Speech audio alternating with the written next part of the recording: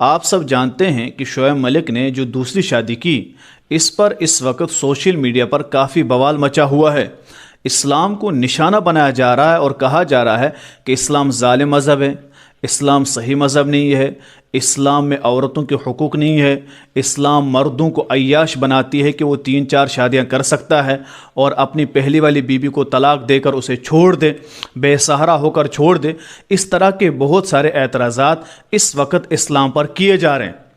یاد رکھیے، یہ اعتراضات کرنے والے وہ لوگ ہیں جنہوں نے اسلام کو پڑھا نہیں، اسلام کو سمجھا نہیں، آنکھیں بند کر کے وہ اسلام پر اعتراضات کر رہے ہیں۔ اس وقت جو مسئلہ اٹھا ہے کہ اسلام میں یہ جو 3 شادیاں ہیں، 4 شادیاں ہیں، اعتراض کرنے والے کہتے ہیں کہ یہ صحیح نہیں ہے، یہ عورتوں پر ظلم ہے، عورتوں کی حق تلفی ہے۔ اس پر میں چند باتیں آپ کے سامنے بیان کروں گا، پھر آپ خود ہی سوچیں کہ اسلام نے جو 3 یا 4 شادیوں کی اجازت دی ہے، اور اسلام اجازت کب دیتا ہے، اور اسلام میں عورتوں کے کتنے حقوق ہیں، اور اسلام شادی کو کس طور پر بیان کر رہا ہے۔ جب آپ سنیں گے تو آپ خود بخود کہیں گے، جو لوگ کہتے ہیں کہ انسانیت کے خلاف ہے، وہ خود کہیں گے کہ انسانیت مذہب جو ہے وہ اسلام ہی ہے، اسلام ہی انسانیت سکھاتا ہے۔ یاد رکھیے، جہاں تک معاملہ ہے شعیب ملک کا، انہوں نے پہلی شادی کی، پھر دوسری شادی کی، یا کہتے ہیں 3 شادیاں کی، پھر ان نے کس کو چھوڑا، کیوں چھوڑا، وہ ان کا ایک پرسنل معاملہ ہے، ہمیں اس میں نہیں جانا ہے۔ لیکن ان کی جو دوسری شادی ہوئی ہے، اس پر جو اس وقت بوال مچا ہوا ہے کہ 3 شادیاں اسلام میں اور پھر پہلی والی بیوی کو چھوڑنا، یہ ان کا معاملہ ہے کہ انہوں نے کیوں چھوڑا پہلی والے کو، دوسری شادی کیوں کی۔ لیکن اسلام پر جو اعتراضات اٹھتے ہیں، اس کو میں آپ کے سامنے بیان کروں گا۔ یاد رکھیے، اسلام نے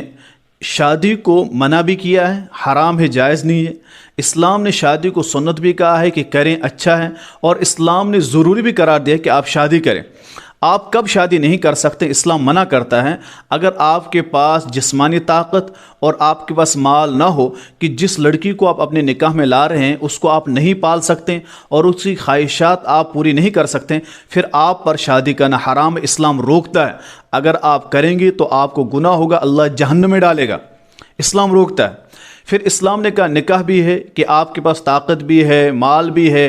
لڑکی جو آپ کے نکاح میں آئے کہ آپ اس کا خیال بھی رکھیں گے، ہر چیز جو اس کی ضرورت دے سکتے ہیں تو آپ کر لیں۔ اور فرض تب ہے جب آپ کی خواہشات اٹھیں، بجائے یہ کہ آپ غلط تعلقات میں رہیں۔ بہتر یہ ہے کہ آپ پر اب ضروری ہے اب شادی کریں، اس لڑکی کے ساتھ تعلق رکھیں، نکاح میں لائیں، پھر اس کی ہر ذمہ داری آپ پکڑیں۔ یہ اسلام نے کہا۔ اب رہا مسئلہ اسلام نے دوسری شادی یا تیسری شادی۔ یاد رکھیے،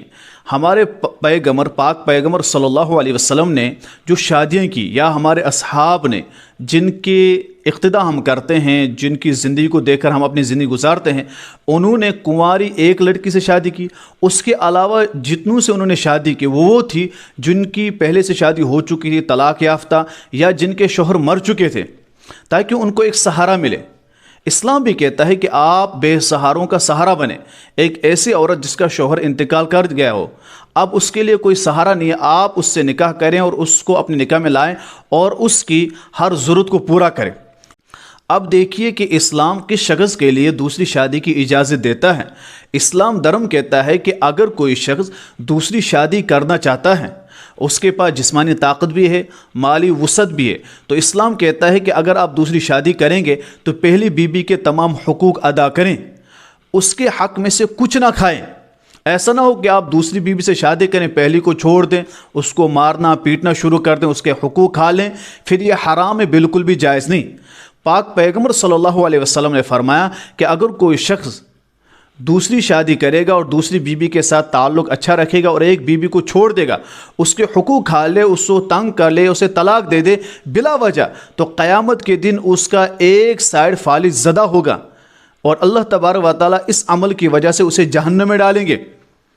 پاک پیغمبر صلی اللہ علیہ وسلم نے یہ بھی فرمایا، جو اسلام دھرم کے نبی ہے، انہوں نے فرمایا کہ تم میں سے بہترین وہی ہے جو اپنی بیویوں کے ساتھ اچھا سلوک کرے۔ جو شخص اپنی بیویوں کے ساتھ اچھا سلوک نہ کرے وہ سب سے بدترین انسان ہے۔ چاہے 2 بیویاں اور 3 بیویاں، تمام کے حقوق برابر ادا کرنے ہیں، اور آپ جس کو بھی نکاح میں لا رہے ہیں ایک کے علاوہ ان کے حقوق بھی ادا کرنے ہیں، جو پہلے سے اس کے بھی حق آپ کو ادا کرنے ہیں، کسی کے حق میں کچھ بھی کمی نہ ہو۔ اور دوسری شادی بندہ یا تو اپنی ضرورت ہو یا سامنے والی جو عورت ہے جو طلاق یافتہ ہے، بیوائیں ہیں جن کو ضرورت ہے شادی کی، جن کے شوہر انتقال کر گئے ہیں، اسلام کے ان کا سہارا بنے، انہیں لائیں، لیکن تمام بیویوں کو یکجا رکھے، تمام کے حقوق برابر دیں۔ قرآن پاک میں اللہ تبارک و تعالیٰ فرماتے ہیں ہن لباس لکم وانتم لباس لہن، تم تو ایک دوسرے کے لیے لباس ہو، اور مرد پر ہے کہ مرد کو ہے کہ تمام جتنی بھی بیویاں اس کے نکاح میں ہو، یا ایک ہو یا دو یا تین ہو، ان تمام کے حقوق ادا کرے، اور مردوں کو کمانا ہے، ان سب کے لیے لانا ہے۔ اسلام تو عورت کو ملکہ بناتا ہے کہ عورت کو کہتا ہے کہ آپ گھر میں رہیں، آپ کا شوہر نوکروں کی طرح باہر جائے گا، کمائے گا اور آپ کے قدموں میں لائے گا، آپ کو ملکہ کی طرف صرف آرڈر کرنے ہیں، اور شوہر پر یہ لازم قرار دیا کہ بیوی کی جو بھی ڈیمانڈ ہو اسے پورا کریں۔ اسلام تو ایک انسانیت والا مذہب ہے، انسانیت سکھاتا ہے، لیکن یہ وہ لوگ ہیں جنہیں نہیں معلوم اسلام کے بارے میں۔ صرف ایک بندہ، یاد رکھیے، ایک انسان غلط ہو سکتا ہے، مسلمان غلط ہو سکتا ہے، اسلام دھرم نہیں۔ اسلام مذہب تو ہمیں محبت کرنا، ایک دوسرے کے حقوق ادا کرنا یہ سکھاتا ہے۔ اب چونکہ ہمیں اسلام معلوم نہیں، ہم کسی مسلمان کو دیکھ کر کہتے ہیں دیکھو کہ اسلام ایسا ہی ہے، نہیں، یہ تو ہر مذہب میں اس طرح کے لوگ ہوتے ہیں، برے بھی اچھے بھی ہوتے ہیں۔ میں یہ نہیں کہتا ہوں کہ شعیب ملک نے برا کیا، کیا پتہ ان کا معاملہ الگ ہے، کیوں کیا، کیا کیا، ہم اس پر بات نہیں کر رہے ہیں۔ ہم یہ کہہ رہے ہیں کہ اگر کوئی بندہ ایسا ہو جو لگ رہا ہے کہ آپ کو یہ مسلمان اس نے یہ کیا، اس وجہ سے وہ جائز نہیں۔